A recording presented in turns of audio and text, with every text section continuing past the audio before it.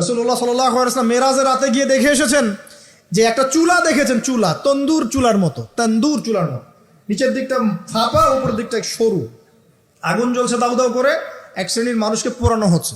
আগুন যখন ফ্লো বাড়ছে, মানুষ উপরে আসছে, ফ্লো কমছে, নিচে নামছে, এভাবে। এখন বিবাহিত যারা আছে, এই যে দেবর আর ভাবি, এই যে শালি আর দুলা ভাই, মধুর সম্পর্ক না এগুলা? মধুর সম্পর্ক দেখা যায়। সুবহানাল্লাহ। এই যে আমার এখানে ফোন আছে না, আমাদের অফিসিয়াল পেজ আছে, অফিসিয়াল পেজে যত প্রশ্ন আসে দেখি ম্যাক্সিমাম জেনা কেন্দ্রিক, ব্যভিচার কেন্দ্রিক, পরকীয়া কেন্দ্রিক। একজন প্রশ্ন করেছে যে দুলা ভাইয়ের চরিত্র এত খারাপ ছিল, আর ওই মেয়ের বয়স তখন কম ছিল, 13 বছর বয়স। 13 বছর বয়সের মেয়ের দিকে সে চোখ দিয়েছে। যাকে বিয়ে করেছে তার সাথে তো সম্পর্ক আছেই, তারপরে আপনার শালির সাথে সম্পর্ক। এখন শালির সাথে তার 2 বছর ধরে সম্পর্ক করার পর সেগুলোর ভিডিও ধারণ করেছে, ধারণ করে তাকে ব্ল্যাকমেইল করছে যে যদি আমার সাথে খারাপ কাজে সে রাজি না হয় তাহলে এই ভিডিওগুলো ভাইরাল করে ফেলবো। এই যে অনলাইনের যুগ, এখন তো মানুষ নিশ্চিন্তে মানুষ যে একটা প্রাইভেট লাইফ লিড করবে সেটাও করতে পারে না। প্রাইভেট লাইফের সব কিছু রেকর্ডেড হয়ে যায়, হয় না? এটা একটা ফিতনা, মহা ফিতনা। এখন সে রেকর্ড করেছে, এইভাবে ব্ল্যাকমেইল করে এই শালীর সতীত্ব নষ্ট করলো। 1 বছর 2 বছর না, 3 বছর ধরে। এখন এই মেয়ে প্রশ্ন করছে পেজের মধ্যে যে এখন তার মানসিক অবস্থা এতই খারাপ, সে জিজ্ঞাসা করছে আমি যদি আত্মহত্যা করি তাহলে আমার পাপ হবে কিনা। এই মেয়েটা যদি আপনার বোন হতো কি করতেন আপনি? আল্লাহ না করুক এই মেয়ে যদি কারো মেয়ে হতো তাহলে কি করতেন আপনি? আপনার কাছের কেউ হলে আপনি কি করতেন? এখানে ওই শাস্তিটা না বলে সামনে যেতে পারছি না।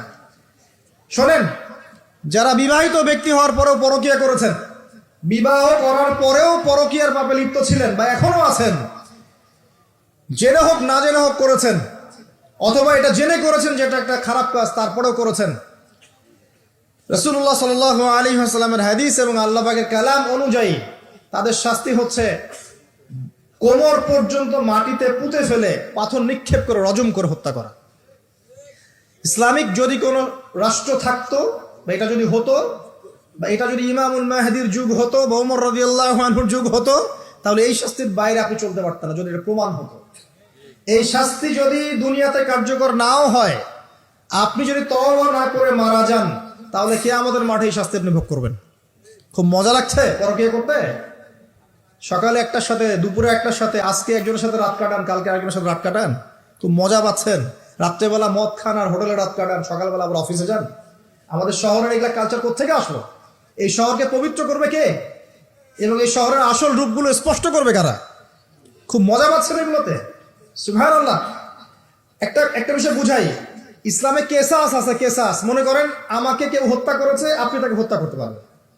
মনে করেন আপনি কাউকে হত্যা করেছেন, ঠিক আমাদের লজের মধ্যে কেউ যদি কাউকে হত্যা করে তাকে ফাঁসি দেওয়া হয় না, এরকমই কেউ যদি কাউকে হত্যা করে, ইসলামের বিধান কেসাস করা, মানে হাতের বদলে হাত, চোখের বদলে চোখ, কানের বদলে কান, নাকের বদলে নাক, জানের বদলে জান, যদি প্রমাণ হয়। কিন্তু এখানেও হত্যাকারীর বাঁচার সুযোগ আছে। কিরকম? মনে করেন আপনি আমার পরিবারের কাউকে হত্যা করেছেন, আল্লাহ না করুন। এখন আপনি এসে আমাকে ক্ষমা চাচ্ছেন যে আমার ভুল হয়ে গেছে, আমি রক্তপণ দিব, আমাকে মাফ করে দেন। এখন আমাদের পরিবারে কি আপনাকে বললো ঠিক আছে আপনাকে মাফ করে দিলাম, আপনার কেসাস করার দরকার নেই, আপনি রক্তপণ দিয়ে দেন, তাহলে আপনি বেঁচে থাকার সুযোগ পেলেন। কথা বুঝতে পারছেন? আরেকটা হচ্ছে মুরতাদ। মনে করেন কেউ ইসলামের কিছু বিষয়কে অস্বীকার করেছে, তাকে জেলখানায় বন্দি করে রাখা হবে, সুযোগ দেওয়া হবে যে আপনি কি এগুলো জেনে শুনে বলেছেন নাকি এর উপর অটল থাকবেন না ফিরে আসবেন। সে যদি বলে না আমি তওবা করলাম, আমি এগুলো থেকে ফিরে আসলাম, ও বেঁচে থাকার অধিকার পেয়ে গেল। কিন্তু বিবাহিত ব্যক্তি যারা ব্যভিচার করেছে, বিবাহিত ছেলে বা মেয়ে ব্যভিচার করেছে, তওবা করে যদি ফিরেও আসে, রজমের শাস্তি থেকে বাঁচার কোনো সুযোগ নাই। বুঝাতে পারছি না? একজন মহিলার কথা বলি তারা বুঝতে পারবে। এটা একজন মহিলা সাহাবীর ক্ষেত্রেও হয়েছে, একজন পুরুষ সাহাবীর ক্ষেত্রেও হয়েছে। আচ্ছা, পুরুষ সাহাবীর কথা বাদ দিয়ে মহিলা সাহাবীর কথাটা বলি। মহিলা সাহাবী এসেছেন, এসে নবীজিকে বলছেন ইয়া রাসূলুল্লাহ তাহিরনি, আমাকে পবিত্র করুন, আমি একটা অন্যায় করেছি, আমি বিশাল একটা অন্যায় করেছি। নবী সাল্লাল্লাহু আলাইহি ওয়াসাল্লাম বলছে কি করেছো তুমি? তখন সে বলছে আমি জিনা করেছি। নবী সাল্লাল্লাহু আলাইহি ওয়াসাল্লাম বলছেন বাসায় যাও, বাসায় গিয়ে আল্লাহর কাছে তওবা করো, আল্লাহ পাক মাফ করে দিবেন। নবীজি এটাকে হাইড করতে চাচ্ছেন, কারণ কি, যখন আপনি কেস আদালতে নিয়ে যাবেন তখন তো উপায় নাই, আপনাকে তো বিচার করতেই হবে। তুমি বাসায় ফিরে যাও, তওবা করো, আল্লাহ মাফ করে দিবেন। সে মহিলা নাছর বান্দান, না আমার বিচার করে দেন, আমার বিচার করে দেন, পরকালে আমি শাস্তি পেতে চাই না, দুনিয়াতে আমার বিচার করে দেন। নবী সাল্লাল্লাহু আলাইহি ওয়াসাল্লাম বলছে, তুমি কি গর্ভবতী হয়েছো? হ্যাঁ, জেনার কারণে আমি গর্ভবতী হয়ে গেছি। এরকম হচ্ছে না এখন? আর যে অ্যাবর্শন করছে না ওই যে ক্লিনিকে গিয়ে, এটাও ট্রেন্ড হয়ে গেছে, হইল, সমস্যা কোথায়? কি এমন হয়েছে? আমার কি কেরিয়ার নষ্ট হয়ে গেছে? ফ্যামিনিস্ট নোংরা মেয়ে কোথাকার। তারপরে এই মেয়ে বলছে, হ্যাঁ আমি গর্ভবতী হয়েছি ইয়া রাসূলুল্লাহ। নবী সাল্লাল্লাহু আলাইহি ওয়াসাল্লাম বলছেন, বাসায় ফিরে যাও, সন্তান যখন খালাস হবে তারপরে এসব বিচার করে দেব। 9 থেকে 10 মাস সে এই সন্তানকে গর্ভে ধরলো, ধরার পরে সন্তান যখন খালাস হয়ে গেল, সে নবীর কাছে এসে সন্তান কোলে নিয়ে, নবজাতক, ইয়া রাসূলুল্লাহ সাল্লাল্লাহু আলাইহি ওয়াসাল্লাম দরুদ পড়বেন, আমাকে পবিত্র করে দিন, আমার সন্তান হয়ে গেছে এখন। নবী সাল্লাল্লাহু আলাইহি ওয়াসাল্লাম বলছেন, সন্তান কি দুধ খাচ্ছে? হ্যাঁ, দুধ খাচ্ছে। তাহলে তুমি তাকে দুধ পান করাও। কত বছর দুধ পান করাতে হয়? 2 বছর। 2 বছর দুধ পান করাও, দুধ পান করা শেষ হবে তারপরে এসে তোমার বিচার করে দিব। এবার 2 বছর দুধ পান করানোর পর এই মহিলা এসেছে, সন্তানের হাতে একটা রুটি। নবীজিকে বলছেন, ইয়া রাসূলুল্লাহ সাল্লাল্লাহু আলাইহি সাল্লাম, আমার সন্তান এখন রুটি খেতে পারে, আমার সন্তান এখন রুটি খেতে পারে, আমার বিচার করে দিন। তখন নবী সাল্লাল্লাহু আলাইহি সাল্লাম বলছেন, সাহাবীরা, তোমাদের মধ্যে কেউ কি আছো এই সন্তানের দায়িত্ব নিবে? একজন আনসার সাহাবী বলছেন, আমি দায়িত্ব নিব। তখন এই আনসার সাহাবীর কোলে নবী সাল্লাল্লাহু আলাইহি ওয়াসাল্লাম এই বাচ্চাকে তুলে দিলেন। তুলে দেওয়ার পর খালিদ বিন ওয়ালিদ রাদিয়াল্লাহু আনহু অন্যান্য সাহাবীদেরকে বললেন, যাও এই মহিলাকে নিয়ে যাও, কোমর পর্যন্ত গেড়ে দিয়ে রজম করে হত্যা করো। এবার এই মহিলাকে নিয়ে যাওয়া হচ্ছে, একটা কথা বানিয়ে বলছি না, এই আপনার আলেম ওলামা যারা আছেন জিজ্ঞাসা করবেন কওমি মাদ্রাসার। এই মহিলাকে নিয়ে যাওয়া হচ্ছে, মহিলাকে পাথর নিক্ষেপ করা হচ্ছে। পাথর নিক্ষেপ করার মধ্যে খালিদ বিন ওয়ালিদ রাদিয়াল্লাহু আনহুর পাথরও ছিল। খালিদ বিন ওয়ালিদ রাদিয়াল্লাহু আনহু নাম শুনেছেন না? বীর সাহাবী, তিনি পাথর নিক্ষেপ করেছেন একটা। এই পাথরের আঘাতে ওই মহিলার কোন একটা জায়গায় লেগেছে, গায়ের লেগে রক্ত বের হয়ে গেছে, রক্তের ছিটাটা তার গায়ের এই যে কাপড় এসে পড়েছে। কাপড় এসে পড়ার সাথে সাথে খালিদ বিন ওয়ালিদ রাদিয়াল্লাহু আনহু বলছেন, ছি ছি ছি ছি, আমার গায়ের মধ্যে এরকম নোংরা ব্যভিচারী মহিলার রক্ত পড়লো কিভাবে? এরকম একটা তাচ্ছিল্যের কথা বলেছেন। তখন নবী সাল্লাল্লাহু আলাইহি ওয়াসাল্লাম বলছেন, হে খালিদ তুমি থামো, হে খালিদ তুমি চুপ করো। তুমি জানো এই মহিলা এই 2 বছরে 3 বছরে এত তওবা করেছে আল্লাহর কাছে, এই সমস্ত তওবা যদি মদিনাবাসীর মধ্যে বন্টন করে দেওয়া হয় তবুও কম হয়ে যাবে। আর আমি এখন দেখছি এই মহিলা জান্নাতে সাঁতার কাটছে। আমি বুঝাতে পারছি না আপনাকে প্রিয় বোন, প্রিয় ভাই, যারা বিবাহিত হয়ে ব্যভিচার করছেন, জিনা করছেন, তিনি তওবা করেছিলেন, তওবা করেছেন, আল্লাহ পাক মাফও করে দিয়েছেন, জান্নাতে চলে গেছেন, কিন্তু পৃথিবীতে তার শাস্তি কায়েম করা হয়েছে। বিবাহিত ব্যক্তি ব্যভিচার করে ফেললে তার পৃথিবীতে বেঁচে থাকার অধিকার সে হারিয়ে ফেলে। আর এই পাপটাকে আমাদের সমাজে এত সহজ বানিয়ে দেওয়া হয়েছে, যে যার সাথে ইচ্ছা পরকীয়া করতে পারে। মেয়েও করছে, ভাবিও করছে, শালিও করে, দুলাভাইও করে, সবাই আমরা পরকীয়া করতে যাচ্ছি। পরকীয়ার সয়লাভ বন্ধ করতে হবে, পরিবারে পর্দা কায়েম করতে হবে, অপসংস্কৃতি ঠেকিয়ে দেন, এইগুলা চ্যানেলগুলো বন্ধ করে ফেলেন বাসা থেকে। ইসলামিক সমাজ কায়েম না করতে পারলে আমাদের মা বোনরা সব নষ্ট হয়ে যাবে দিন দিন।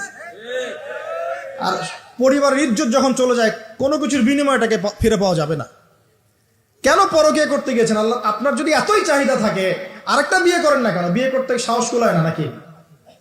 বিয়ে করলে যে স্ত্রীকে নিয়ে সূর্যের আলোতে ঘুরতে হয়, ওই জন্য ইঁদুরের মতো রাতের বেলা অন্ধকারে আপনি থাকতে চান, সিংহের মতো সকালবেলা সূর্যের আলোতে স্নান করতে পারেন, কথা বুঝতে পারেন না? বিয়ে করলে স্ত্রীকে নিয়ে পুরুষের মতো, সুপুরুষের মতো সূর্যের আলোকে আপনি হাঁটবেন রাস্তায়, কাউকে ভয় করবেন? আপনার মতো কোনো ভয় কাজ করবে না। আর এখন আপনি ইঁদুরের মতো রাতের অন্ধকারে রাত কাটান অন্য মেয়ের ঘরে গিয়ে। এই শহরের এই মহামারীগুলো বন্ধ করতে হবে। আমি এই শহরের একজন শুভাকাঙ্ক্ষী বাসিন্দা, আমি এখানকার, আমি আমার চোখ দিয়ে যা দেখছি এটা দেখার পর চুপ থাকতে পারি না। আমরা সব জায়গায় জানা দেখছি, মাদক দ্রব্য দেখছি, আর পরকীয়া দেখছি। পর্নোগ্রাফির তো শেষ নাই, প্রত্যেকের ফোনে ফোনে পর্নোগ্রাফি, এভরিবডি। দেখবেন অনেক সময় মাদ্রাসার শিক্ষকের দ্বারা ছাত্র বালাৎকার হচ্ছে, হয়নি? সম্ভব কিভাবে? কারণ ওই শিক্ষক পর্নোগ্রাফির আসক্ত ছিল। আপনি চেক করে দেখেন, পর্নোগ্রাফির আসক্ত হওয়ার ফলে সে হিতাহিত জ্ঞান হারিয়ে ফেলেছে। সে বাচ্চা, ছেলে বাচ্চা না মেয়ে বাচ্চা, কিছু দেখার সময় নেই। ওই প্রবৃত্তির জানোয়ারের যে স্বভাবটা সে আর দমন করতে পারছে না। পর্নোগ্রাফি, মাদক আর ব্যভিচার, জেনা, ফ্রি মিক্সিং অবাধে আমাদের শহরে, বস্তুবাদী তো আছেই। তো এটাকে আখিরুজ্জামানের শহর বলবো না, থেকে আউয়ালুজ্জামানের শহর বলবো নাকি? শুধু এই শহরের সমস্যা এটা নয়, প্রত্যেক বড় বড় শহরেই সমস্যা। ইভেন এগুলো এখন গ্রামে পর্যন্ত চলে গেছে, এগুলো গ্রামেও চলে গেছে, গ্রামে আরো বেশি আছে।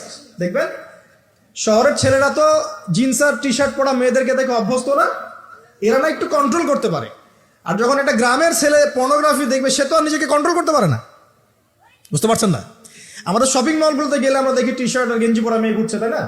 এটা দেখতে দেখতে অভ্যস্ত আমরা, এই জন্য আমরা কন্ট্রোল করতে পারি কিছুটা হলেও, তাই না ছেলেরা? কিন্তু গ্রামের ছেলে মেয়ে যারা, তারা কিন্তু পর্ন দেখলে আর কন্ট্রোল করতে পারে না। দেখুন গ্রামে ধর্ষণ দিন দিন বাড়ছে, day by day by day. এই সমস্যাগুলো বড় বড় প্রত্যেক বিগ সিটিজ এন্ড টাউনে এই সমস্যা, একই সমস্যা। এর ছড়ালো কারা? ওই পশ্চিমাদের থেকে এই সমস্ত বিশ্বেগুলো ছড়িয়ে গেছে। এর এমন একটা সভ্যতা যারা প্রত্যেকটা পাপকে গ্লোবালাইজেশন করে দিয়েছে। সুদ খেয়েছে, সারা বিশ্বে ছড়িয়ে দিয়েছে। মদ খেয়েছে, সারা বিশ্বে ছড়িয়ে দিয়েছে। জেনা করেছে, সারা বিশ্বে ছড়িয়ে দিয়েছে। ফ্যামিলিস্ট রেভলিউশন সারা বিশ্বে ছড়িয়ে দিয়েছে। ব্যাংকিং, সুদভিত্তিক ব্যাংকিং সিস্টেম সারা বিশ্বে ছড়িয়ে দিয়েছে। প্রত্যেকটা সমস্যা দেখবেন ওখান থেকে সারা বিশ্বে ছড়িয়ে গেছে। আর আমরা মনে করি ওরাই নাকি মানবতার মুক্তির পথ দেখাবে। সুবহানাল্লাহ। ওরা তো ছেলে ছেলে বিয়ে করে। যে সম্প্রদায় ছেলে ছেলে বিয়ে করে, ও আমাকে ভালো মন্দ শিখাবে? ওখানে তো একটা প্রত্যেক 10 সেকেন্ডে একটা করে মেয়ে রেপ হয় আফ্রিকান কন্টিনেন্টে। জার্মানির, আমি পর্নোগ্রাফির একটা লেকচার দিয়েছি, দেখবেন নীল দর্পণ, ওখানে সব ডিটেলস দিয়েছে। জার্মানি, ব্রিটেন বলেন, আমেরিকা বলেন, এই প্রত্যেকটা কান্ট্রির মধ্যে প্রত্যেক মিনিটেই একটা করে মেয়ে ধর্ষণের শিকার হচ্ছে। ওরা আমাকে শিখাবে নারীর স্বাধীনতা অধিকার? আমার কাছে কোরআন এবং সুন্নাহ আছে, রাসূল আছেন, আমার কাছে আল্লাহ আছেন। এগুলোকে বাদ দিয়ে তোমার কথা শুনতে হবে আমাকে? এরা আমাদেরকে বাঁচাবে না, বরং এরা সারা বিশ্বে ইয়াজুজ মাজুজের মতো ফিতনার ফাসাদ সৃষ্টি করে বেড়াচ্ছে। আসুন, একটা ব্যাখ্যার অনেক কথা হয়ে গেল। আল্লাহর ওয়াস্তে যুবক যুবতী যারা আছো, লেকচার যদি কানে যাবে, আজকেই জেনা থেকে তওবা করতে হবে। জেনার ধার কাছে যাওয়া যাবে। হালাল ভাবে বিয়ে করো। যদি তোমার খুব যৌন চাহিদা থাকে, তোমার অনেক চাহিদা, তোমার অনেক সম্পত্তি আছে, ব্যালেন্স করতে পারো, একাধিক বিয়ে করো, কি সমস্যা? পরকীয়া করতে যাচ্ছেন কি জন্য? করবেন না। আর হালাল উপার্জনের সোর্স হয়ে গেছে, অবিবাহিত থাকার দরকার নাই, বিয়ে করে ফেলেন। বিয়ে আপনার জীবনটাকে সুশৃঙ্খলতা নিয়ে আসবে। আমি গার্ডিয়ানদেরকে রিকোয়েস্ট করবো যে বিয়েটাকে সহজ করে দেন, কঠিন জটিল করেন না, জেনা বাড়তে থাকবে। না হলে যে সন্তান, যে ছেলেটাকে মেয়েটাকে ছোট মনে করছেন না, ছোট নাই, সে অলরেডি 4-5 ঘাটের পানি খেয়ে আসছে। দেখবেন, আপনারা পরিসংখ্যান দেখেন, বাংলাদেশের ইয়াং ইউথ জেনারেশন যারা আছে, এদের মধ্যে ম্যাক্সিমামই বিবাহ বহির্ভূত সম্পর্ক স্বাদ পেয়ে গেছে অলরেডি। স্কুল কলেজ পাশ করেনি, এখন পর্যন্ত যৌন সম্পর্ক করে বসে আছে। আর ছোট ছোট মেয়েগুলোকে ছোট মনে হয়, বদের হাড্ডি সবগুলো। সব জায়গায় দেখবেন এরা বেশি বদের হাড্ডি। কেন বলছি জানেন? এরা ছেলেদেরকে সিডিউস করে, ভালো মেয়ে কোথায় খুঁজে পাবেন এখন? খুব রেয়ার, খুব ডিফিকাল্ট।